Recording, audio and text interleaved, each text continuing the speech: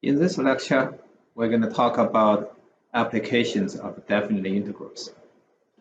All right, so first, let's recall the evaluation theorem that says if f(x) is continuous on the interval ab, then when you compute the definite integral of f(x) from a to b, it is equal to capital FB minus capital FA, where capital F is just an antiderivative of our lowercase f. So if you integrate a capital F derivative from A to B, it is simply equal to capital FB minus capital FA. Let's look at some applications to physics, mainly on motions of a particle moving on a straight line. First, if we will let capital F t, where t is time, is equal to displacement of a moving particle, assuming the particle moved on a straight line. Okay, so then if you look at so this displacement is denoted by little s. This is just the usual notation. So you take a capital F prime, which is s prime, and that derivative is simply the velocity. And therefore, apply this equation, we have the definite integral of velocity from time t1 to time t2 is simply equal to the difference of the displacement between the time. So in other words, you can say distance. Strictly speaking, is displacement. So distance is the integration of the velocity. Okay. Another possibility is that if you let capital F to be the velocity, then capital F prime, in other words, v prime, is equal to the acceleration. And therefore, we have integration of a v prime is equal to the difference of a v, the difference of the velocity. Okay, so here in this formula here, this v prime is simply equal to the, it's really just the acceleration, so at. Okay, it's just acceleration. Let's look at some example here. All right, so here is our example. Suppose a particle moves along a straight line, and the velocity is given by this expression, okay, where t is time. First, we want to determine when the particle moves forward or when it moves backward during this particular period of time from 1 to 4. Okay, so this part has nothing to do with integration, but we just want to understand the motion first. Next, we are going to find the displacement of the particle during this time. And part C, we're going to find the distance traveled during this time. The difference between B and C is that the displacement is like the net difference. Here, the distance is the total distance. So if you have a particle that moves forward and backward and forward, then displacement is just the final designation minus the starting point. The distance is the total distance. So you go back and forth, and you compute the total distance. For example, for another example, if you go from home to school and then back home, okay, then the displacement is 0. But the distance is non-zero. It's the distance you go from here to school and then back. Okay. All right. Let's look at there's a problem here. We're going to start with A. We're going to determine when it moves forward or backward. So how do we do this? Well, forward means V positive. Backward means V negative. So first we're going to solve for V equals to 0. Okay, and then we're going to solve for when V is positive or negative. To solve for V equal to 0, we're going to factor this out. So this is the quadratic function. It's fairly easy. It's simply equal to t minus 3 times t plus 2 is equal to 0. Okay, you can easily check. This gives you this. Therefore, t is equal to 3 or t equals to negative 2. Okay. However, we're going to focus on this time period, 1 to 4. So t equals negative 2 is outside this period, so you're going to throw this away. In other words, velocity is 0 only when t equals to 3. And this will help you to determine when it moves forward or backward. How do we do this? You can just do a table like we did before. So this is when t equals to 3, and you start from 1 and end at 4. You're going to put a plus minus signs here. You could do it directly, but you could, let's just do it directly. So you can just sort of put t minus 3, t plus 2, okay? And then you're going to put a plus minus signs here. First, between 1 and 3, you can pick some number. For example, t is equal to 2. This is positive, this is negative, so this is going to be negative.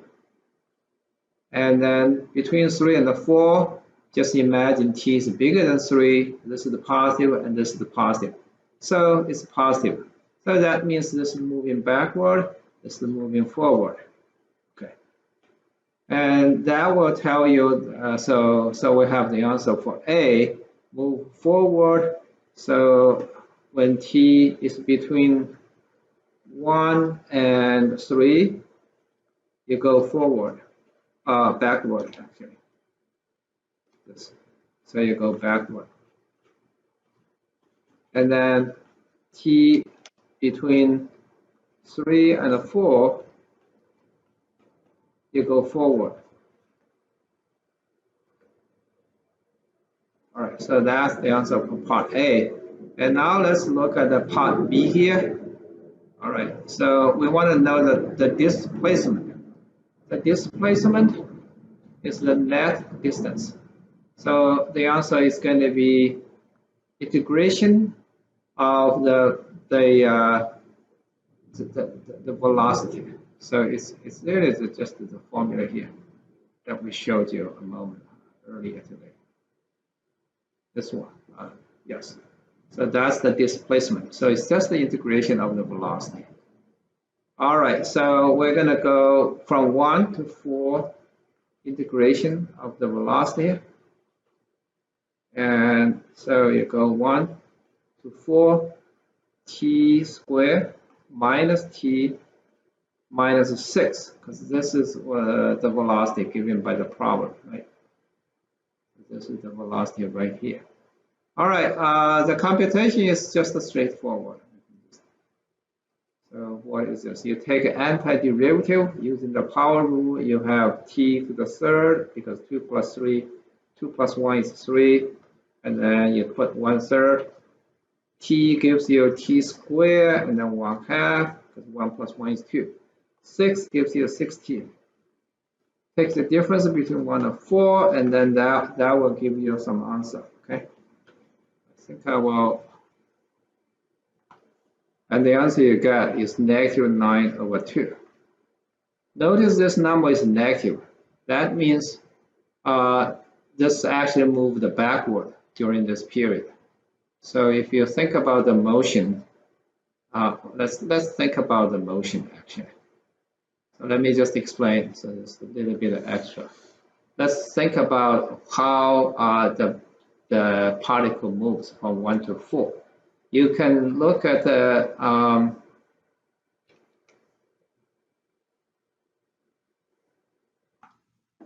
next, we need to compute the total distance.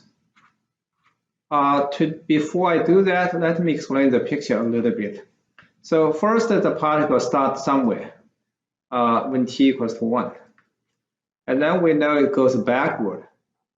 Until t equals to 3, so you go like this. Okay. And then after t equals 3, it can move forward. But it only goes a certain amount because it doesn't go all the way beyond the starting point because the net, the displacement is negative. So that means from here to the starting point, it is a negative 9/2. So you only go certain, that far, okay? To compute the total distance, we're going to compute the distance from 1 to 3, and the distance from 3 to 4, and then add them up. All right, from 1 to 3, so t equals 1 to t equals to 3. What is the distance? Well, you're going to go from 1 to 3, and then you're going to integrate v. Okay, and this number will be negative, but it's okay. It's going to be, you just take the absolute value. So for now, let's just compute what this is. So you go 1 to 3, t squared minus t minus 6 dt, and this gives you, it's the same antiderivative before. 1/3 t to the third minus t squared over 2 minus 6t between 1 and 3, and you're going to compute this. All right, next you're going to compute from t equals to 3 to t equals to 4. What's the distance? Well, you're just going to integrate 3 to 4. So vt, same idea as before, it's the same function. Okay, so, and the same antiderivative, so it's the same as before, 1/3 t to the third, 1/2 t squared, 6t, take the difference between 3 and 4, and you're gonna get another number. And this number should be positive. All right, in case you're curious about the computation, let me work this out here. So you substitute t equals to 3 and you get this. Substitute t equals to 1 and you get the following. And you need to put a parenthesis around this because there's a negative sign here. All right, so what is this? 1/3, and this is the 3 to the 3, so 3 squared, which is equal to 9, 1/2, and so 9/2, minus 18, minus, so what is this? 1/3. Let's do it this way. Minus 1/3 plus 1/2. So that is equal to plus 1/6. Okay, because 1/2 minus 1/3 is 1/6. Minus 6, that's a plus of 6. Okay, so what is this? So this is equal to 9 and 18, negative 9, negative 9 plus 6. That is equal to negative 3 minus 2/9/2, but because this has a denominator 6, so let's look at the common denominator here, times 3, so 3, that's 27/6, plus 1/6. All right, okay, so I can do this. So this is the negative 6. That's 18, 27. 3 times 6 is 18. 18 and 27, that's 45 minus 1, so I think it's 44. 44/6. And you could simplify it, but you don't need to because there's a 6 coming from here, I think. All right, let's see. Okay, let's leave this here for now. For this one here, you're going to substitute t equals to 4 and then t equals to 3. So 4 here, 4 to the third, 1/2, 4 squared minus 6 times 4. So it's this. And then you're going to copy what we got from here.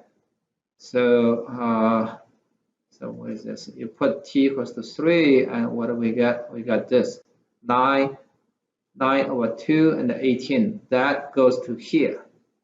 Okay, so that's equal to negative 9 minus 9/2. All right, so this is equal to, that's 64 over 3 and minus 8. Minus 8 minus 24 plus a 9 plus 9 over 2. Okay, let's see, 64, and so you probably want to look at a common factor, which is 6. So this is equal to 128 over 6. And those 3 here, minus 8 plus 9, that's 1. So, and 24, that's negative 23. And then 9 over 2, that is 27 over 6. So what is this? That is equal to, it's getting a little bit boring, 155 over 6 minus 23. 23 is what over 6? 138, I think. Hope I got this correctly. 138 over 6. Let's see. Yeah. Okay, so 55 minus, so here you have 55 minus 38 because 100 cancel. And that is equal to 17. So 17 over 6. 17 over 6, I think.